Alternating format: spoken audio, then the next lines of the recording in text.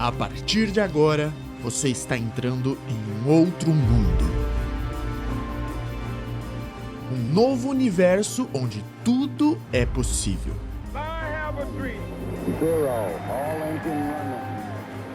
Prepare o seu coração para todo tipo de emoção, porque aqui coisas incríveis vão acontecer.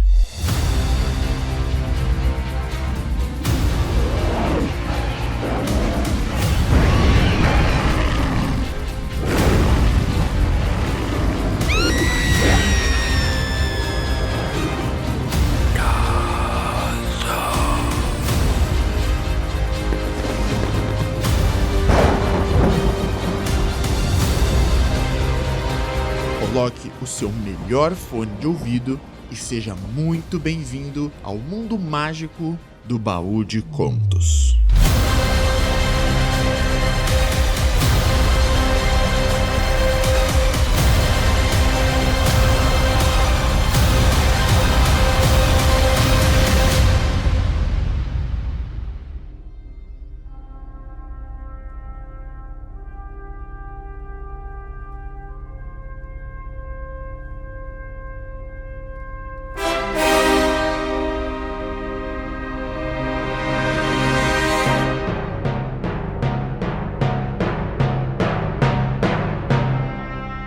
O Sentinela.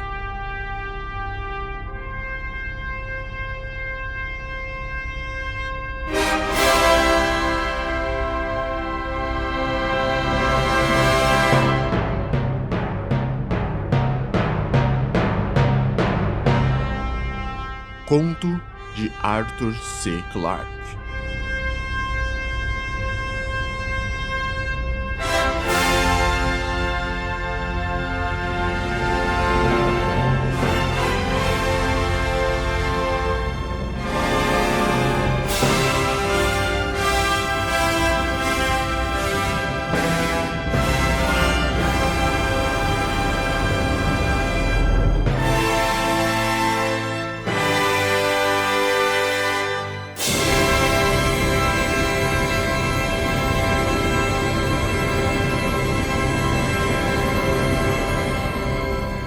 A próxima vez que olhar a lua encher no alto, para o sul, olhe com atenção o seu rebordo à direita e deixe seu olho viajar para cima ao longo da curva do disco.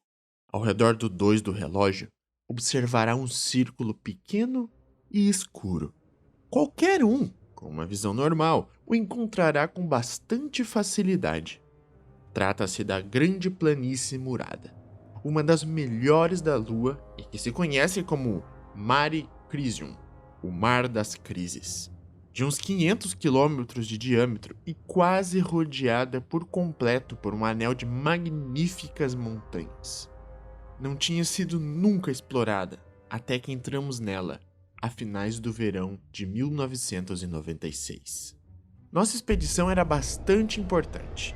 Tínhamos 2 pesados cargueiros que haviam trazido em voo nossos fornecimentos e equipe da base lunar, principalmente situada no Mare Serenitatis, a uns 800 quilômetros dali. Havia também 3 pequenos foguetes previstos para transportes de escasso rádio de ação sobre aquelas regiões que nossos veículos de superfície não pudessem cruzar. Por sorte, a maior parte do Mare Crisium é completamente plana. Não existe nenhuma das grandes gretas tão frequentes e perigosas em outras partes, e são muito poucas as crateras ou montanhas de qualquer tamanho. Por isso, sabíamos, nossos poderosos tratores larva não teriam a menor dificuldade em nos levar aonde quiséssemos. Eu era geólogo, ou melhor dizendo, selenólogo, se deseja ser pedante, ao mando do grupo da exploração da zona sul do Mare. Tínhamos percorrido já, em uma semana, uns 150 quilômetros, bordeando as saias das montanhas ao longo da borda do que um tempo foi o mar, uns 1000 e milhões de anos atrás. Quando a vida se iniciava na Terra, aqui já se achava moribunda. As águas se retiravam dos flancos daqueles estupendos penhascos para o vazio coração da Lua. Pelo território que cruzávamos, aquele oceano sem marés tinha tido um dia mais de 30 quilômetros de profundidade, e agora o único vestígio de umidade era a geada que às vezes se encontrava em cavernas nas que a ardente luz do sol não penetrava jamais. Tínhamos começado nossa viagem à primeira hora do lento amanhecer lunar e faltava ainda uma semana, segundo o tempo da Terra, para que caísse a noite. Meia dúzia de vezes ao dia devíamos abandonar nossos veículos e sair com os trajes espaciais em busca de minerais interessantes, ou a colocar marcas que servissem de guia a futuros viajantes. Tratava-se de uma rotina monótona. Não existe nada perigoso, nem sequer excitante em uma exploração lunar. Podíamos viver com toda a comodidade durante um mês em nossos tratores pressurizados. E, se nos enfrentávamos com algum problema, sempre podíamos recorrer ao rádio para pedir ajuda e esperar até que qualquer espaçonave fosse a nos resgatar. Acabo de dizer que não há nada excitante na exploração lunar. Mas, naturalmente, isso não é certo. A gente pode chegar a cansar-se daquelas incríveis montanhas, muito mais escarpadas que as da Terra. Enquanto rodeávamos os cabos e promontórios daquele mar desaparecido, não sabíamos jamais que novos esplendores nos revelariam. Toda a curva sul do Mare Crisium forma um vasto delta, onde, em um tempo, uma série de rios abriu caminho para o oceano, alimentados talvez pelas chuvas torrenciais que deveram bater as montanhas na breve era vulcânica quando a Lua ainda era jovem. Cada um daqueles antigos vales era um convite, nos desafiando a subir por eles para as desconhecidas terras altas que se achavam mais à frente. Mas tínhamos que cobrir ainda uns 150 quilômetros, e só podíamos olhar com desejo aquelas alturas que outros escalariam. A bordo do trator, conservávamos o horário da Terra, e às 22 horas em ponto, tínhamos que enviar a mensagem de rádio à base e fechar o contato por esse dia. Fora, as rochas arderiam ainda sob um sol quase vertical. Entretanto, para nós, seria de noite até que despertássemos de novo 8 horas depois. Logo, um dos que estavam ali prepararia o café da manhã. Escutar-se-ia um grande ronronar de barbeadores elétricos e algum conectaria a rádio de onda curta emitida da Terra. Do mesmo modo, quando o aroma das salsichas fritas começasse a encher a cabine, resultaria difícil acreditar que não nos achávamos de retorno em nosso próprio mundo. Até tal ponto era tudo tão normal e caseiro, se deixávamos de lado a sensação de ter diminuído de peso e a pouco natural lentidão com que caíam os objetos. Tocava-me preparar o café da manhã no rincão da cabine principal e fazia as vezes de cozinha. Depois de tantos anos, posso recordar aquele momento de uma forma muito vívida, posto que na rádio acabavam de tocar uma das minhas melodias favoritas, a antiga toada galesa do David na Rocha Branca. Nosso condutor já fora, com seu traje espacial, inspecionando nossas bandas. Meu ajudante, Louis Garnett, encontrava diante na posição de controle, realizando algumas notas no jornal do dia anterior. Enquanto me achava de pé ao lado da frigideira, aguardando, como qualquer dona de casa terrestre, a que se dourassem as salsichas, deixei que meu olhar errasse ocioso pela parede da montanha que cobriam todo o horizonte sul e se estendiam até perder-se de vista para o oeste e o oeste, por baixo da curva da lua. Pareciam estar a só uns 3 quilômetros do trator. Entretanto, eu sabia que a mais próxima se achava a 30 quilômetros. Naturalmente, na Lua não se perdem os detalhes com a distância, pois não existe nenhuma das quase imperceptíveis neblinas que, na Terra, peneiram e às vezes desfiguram as coisas longínquas. Aquelas montanhas tinham 3.000 metros de altura e ascendiam abruptamente da planície, como se umas eras atrás alguma erupção subterrânea as tivesse arrojado para o céu através da fundida casca. Inclusive, A base da mais próxima ficava oculta pela curvadíssima superfície da planície, já que a Lua é um mundo muito pequeno, e de onde eu me encontrava, o horizonte se achava a só uns 3 quilômetros. Elevei os olhos para os picos aos que não tinham ascendido jamais nenhum homem. Umas cúpulas que, antes do princípio da vida terrestre, tinham contemplado os oceanos em retirada, afundando-se sombriamente em suas tumbas e levando consigo a esperança e a promessa do amanhã de um mundo. A luz solar se estrelava contra as cúpulas com um resplendor que fazia machuco à vista. Só um pouco por cima delas, as estrelas iluminavam com firmeza em um céu mais negro que em qualquer noite invernal da Terra. Estava me voltando quando meu olho captou um reflexo metálico no alto da aresta de um grande promontório que se projetava por volta do mar, uns 50 quilômetros para o oeste. Tratava-se de um ponto de luz impreciso, como se uma estrela tivesse sido arrancada do céu por um daqueles cruéis picos. E imaginei que alguma polida superfície rochosa captava a luz solar e fazia às vezes de um heliógrafo diretamente para meus olhos. Coisas desse tipo não eram estranhas. Às vezes, quando a Lua se encontrava em um segundo quarto, os observadores da Terra veem em grandes cordilheiras do Oceanus Procellarum arder com uma iridescência de um azul esbranquiçado, pois a luz do Sol cintila desde suas saias e salta de novo de um mundo a outro.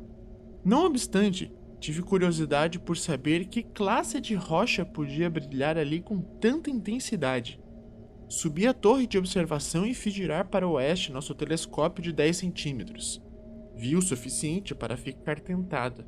Muito claro e nítido no campo de visão. Os picos da montanha pareciam encontrar-se a menos de 1 quilômetro, mas aquilo que apanhava a luz solar era muito pequena para ser captado. Entretanto, parecia possuir uma simetria elusiva, e a cúpula sobre a que descansava era curiosamente plana. Contemplei aquele resplandecente enigma, forçando durante um bom momento meus olhos para o espaço, até que um aroma de queimado, procedente da cozinha, me disse que nossas salsichas para o café da manhã tinham efetuado em vão uma viagem de mais de 400 mil quilômetros. Toda aquela manhã estivemos discutindo durante nosso percurso através do Mare Crisium, enquanto as montanhas orientais se elevavam cada vez mais para o céu. Inclusive quando procurávamos nossos trajes espaciais, a discussão continuou por rádio. Era de todo seguro, argumentavam meus companheiros, que jamais se viu nenhuma forma de vida inteligente na Lua. As únicas coisas viventes que tivessem podido existir ali eram alguns novelos primitivas e seus um pouco menos degenerados antepassados. Sabia tudo aquilo. Entretanto, há ocasiões nas que um cientista não deve ter medo a fazer um pouco o ridículo. Me escutem, disse-lhes ao fim. Vou ali, embora só seja para ficar tranquilo. Essa montanha tem menos de 4.000 metros de altura. Quer dizer, só 700 segundo a gravidade terrestre. E posso fazer o percurso no máximo em 20 horas. Sempre desejei, por outra parte, escalar essas montanhas, e isto me proporciona uma desculpa excelente. Se não te romper o pescoço, respondeu Garnet, te converterá no bobo da expedição quando retornarmos à base. E a partir de agora, essa montanha começa a chamar-se Loucura do Wilson. Não me romperei o pescoço, repliquei com firmeza.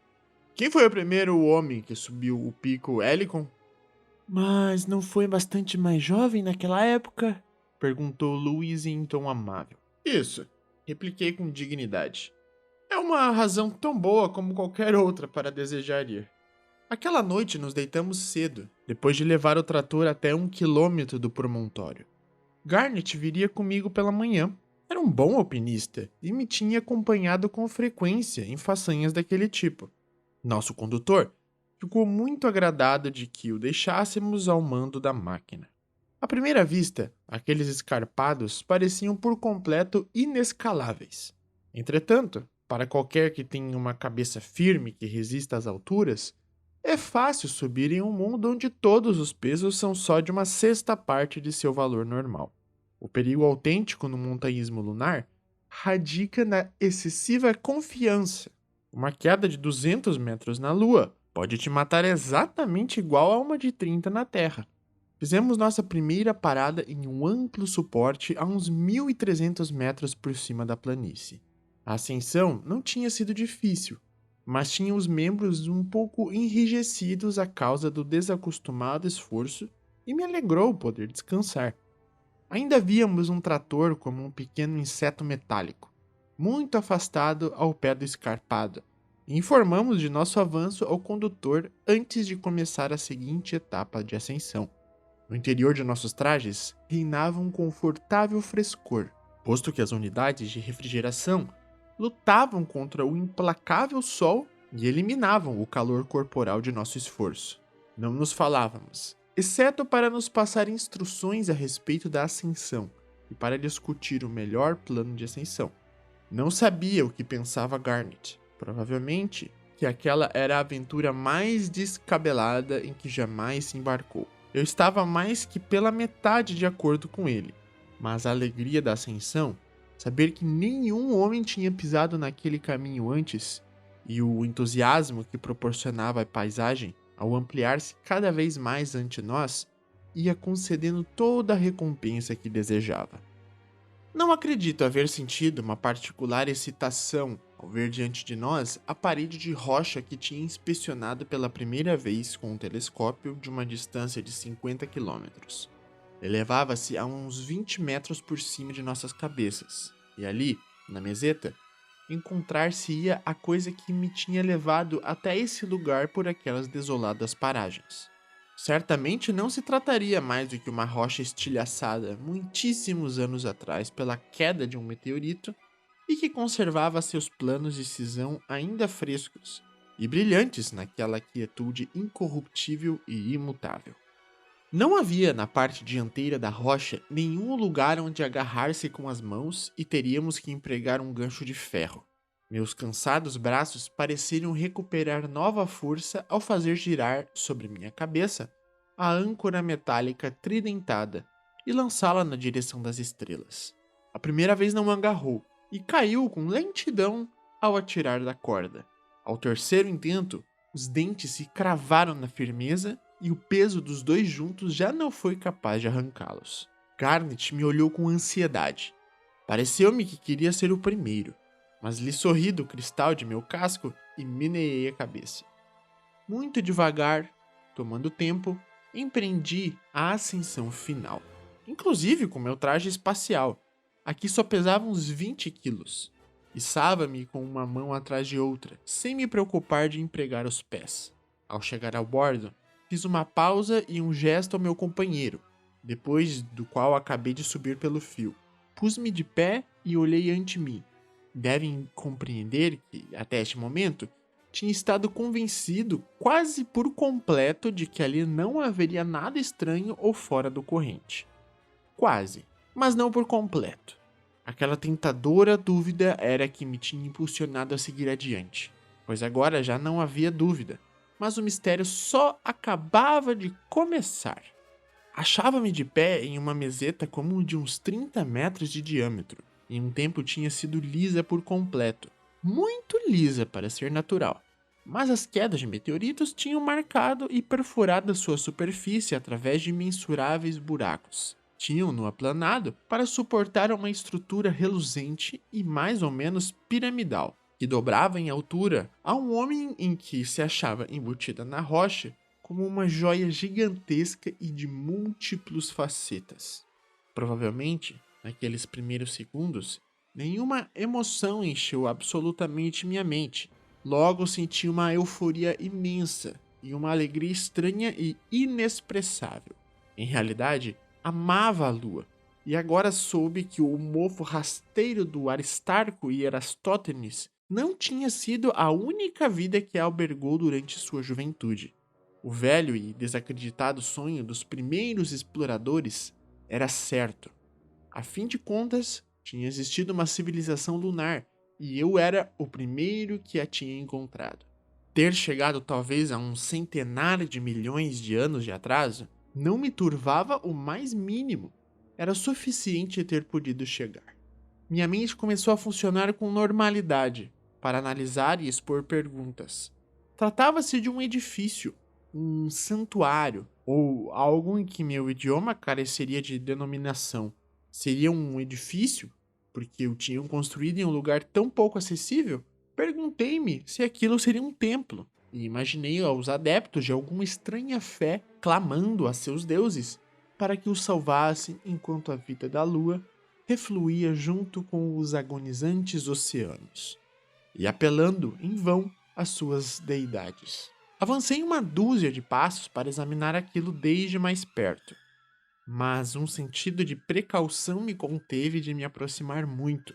Sabia um pouco da arqueologia e tratei de deduzir o nível cultural da civilização que tinha limado aquela montanha e elevado aquelas superfícies reluzentes de espelho que ainda me deslumbravam os olhos. Pensei que os egípcios poderiam ter feito algo assim, que seus operários houvessem possuído alguns materiais mais estranhos que os empregados por aqueles arquitetos muito mais antigos. Pelo reduzido daquela coisa, não me ocorreu que pudesse estar contemplando a obra de uma raça muito mais avançada do que a minha. A ideia de que na Lua tivesse havido inteligência era muito tremenda para captá-la, e meu orgulho não me permitia dar o último e humilhante salto. Logo, precavi-me de que algo me produziu um calafrio na nuca. Uma coisa tão corriqueira e tão inocente que muitos jamais se teriam fixado nisso. Já expliquei que a meseta apresentava cicatrizes produzidas pelos meteoritos, mas estava também revestida de uns centímetros de pó cósmico, algo que sempre se filtra à superfície de qualquer mundo onde não há ventos que o perturbem. Entretanto, o pó e as cicatrizes terminavam de repente em um amplo círculo que rodeava a pequena pirâmide, como se uma parede invisível a protegesse das inclemências do tempo e do lento, mais incessante bombardeio do espaço. Algo gritava em meus auriculares e me dava conta de que Garnet me tinha estado chamando desde fazia momento. Andei vacilante até o bordo do penhasco e lhe fiz sinais para que se reunisse comigo, pois não confiava em mim o suficiente para expressá-lo com palavras. Logo, retornei para o círculo no pó. Recolhi um fragmento de rocha estilhaçada e o lancei com suavidade contra o brilhante enigma. Se o calhau se desvanecesse naquela invisível barreira, não me tivesse surpreso. Mas pareceu alcançar uma superfície semisférica e suave deslizou meigamente até o chão. Soube que estava olhando algo que não podia comparar-se com a antiguidade de minha própria raça. Não era um edifício, a não ser uma máquina, que se protegia com umas forças que tinham desafiado a eternidade. Aquelas forças, fossem as que fossem, operavam ainda e talvez me tinha aproximado já muito. Pensei em todas as radiações que o homem já tinha apanhado e domesticado durante o século passado. Segundo meus conhecimentos, podia muito bem me achar condenado de forma irrevogável, como se eu tivesse penetrado, sem levar amparo, na aura mortífera de uma pilha atômica. Lembrança que então me voltei para o Garnet, que se tinha reunido comigo e que se achava de pé e imóvel ao meu lado. Parecia como esquecido de mim. Não quis lhe incomodar e me dirigi ao bordo do escarpado, em um esforço para ordenar meus pensamentos. Lá, debaixo de mim, jazia o Mare Crisium, precisamente o Mar das Crises. Estranho e estranho para a maioria dos homens, mas familiar e tranquilizador para mim. Elevei os olhos para o crescente da terra, que jazia entre o berço de estrelas, e me perguntei o que haviam visto suas nuvens quando aqueles desconhecidos construtores finalizaram sua tarefa. Encontrava-se na selva cheia de vapores do Carbonífero, na desolada costa sobre a qual tinham subido os primeiros anfíbios para conquistar a terra, ou mais cedo ainda, na larga solidão que precedeu a chegada da vida? Não me perguntem, porque não adivinhei antes a verdade. Essa verdade que agora me parece tão óbvia. Na primeira excitação do meu descobrimento, pensava, é óbvio, sem pô-lo em tecido de julgamento. que aquela aparição cristalina a tinha construído alguma raça pertencente ao passado remoto da Lua. Mas de repente, com uma força entristecedora, tive a convicção de que se tratava de alguém tão alheio à Lua como eu mesmo. Durante 20 anos não tinha encontrado o menor traçado de vida, exceto algumas novelo-degeneradas. Nenhuma civilização lunar, qualquer que tivesse sido seu destino, podia ter deixado algo mais que um simples testemunho de sua existência. Olhei de novo a reluzente pirâmide e me pareceu mais remota que qualquer outra coisa que tivesse algo a ver com a lua. De repente, estremeci com uma louca e histérica risada. Produto da excitação e do esforço, tinha-me imaginado que aquela pequena pirâmide me falava e me dizia: Sinto muito, mas eu também sou um estranho aqui. Demoramos 20 anos em quebrantar esse invisível escudo para chegar à máquina que se encontrava dentro daquelas paredes cristalinas. O que não podíamos entender, rompemo-no-lo ao fim com a força selvagem da energia atômica, e agora vi os fragmentos daquela coisa formosa e resplandecente que encontrei no alto da montanha. Não tem o menor sentido. O mecanismo, se é que se tratava de algum mecanismo, da pirâmide pertence a uma tecnologia que se encontra muito além de nosso horizonte. Talvez seja a tecnologia própria das forças parafísicas. O mistério nos obceca muito mais agora que se chegou aos outros planetas e que sabemos que só a Terra foi o lar da vida inteligente em nosso universo. Tampouco nenhuma civilização perdida de nosso próprio mundo pôde construir essa máquina, posto que a grossura do pó espacial que havia sobre a meseta nos permitiu calcular sua idade. Depositou-se em cima da montanha antes de que a vida emergisse dos oceanos da Terra.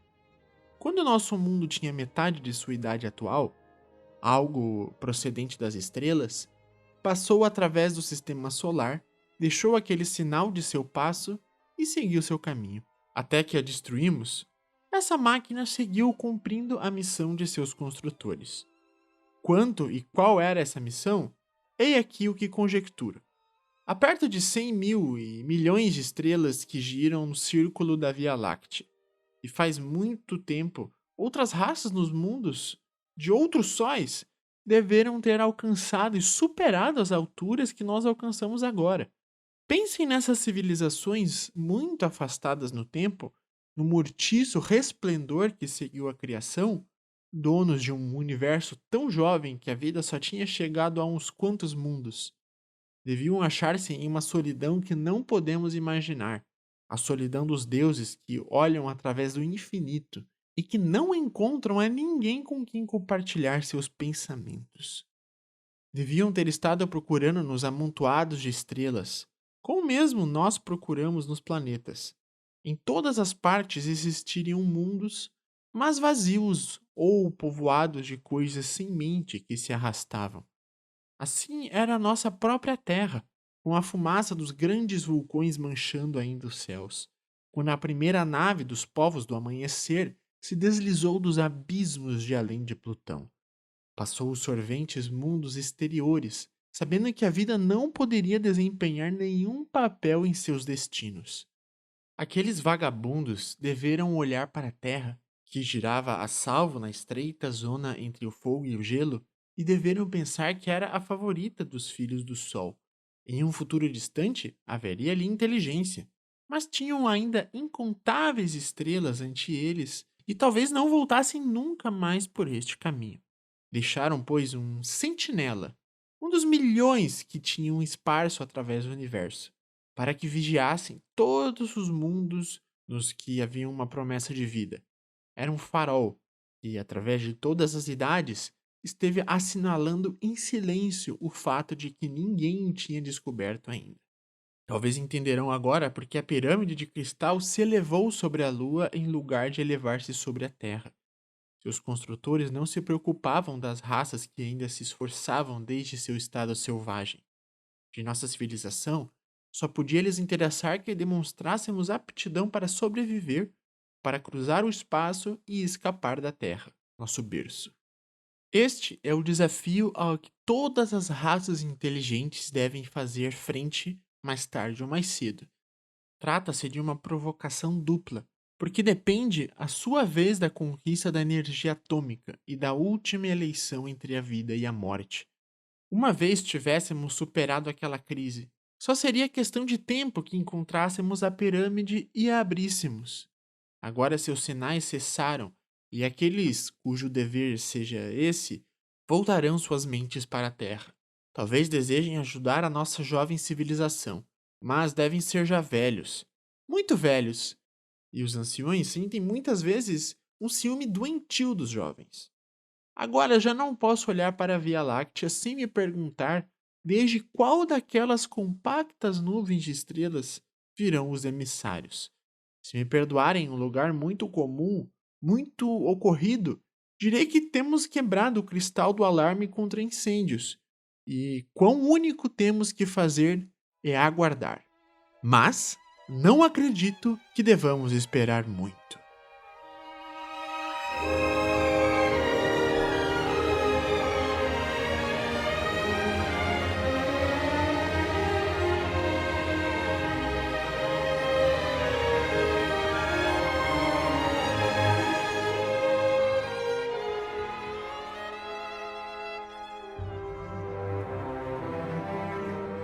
Então é isso, gente.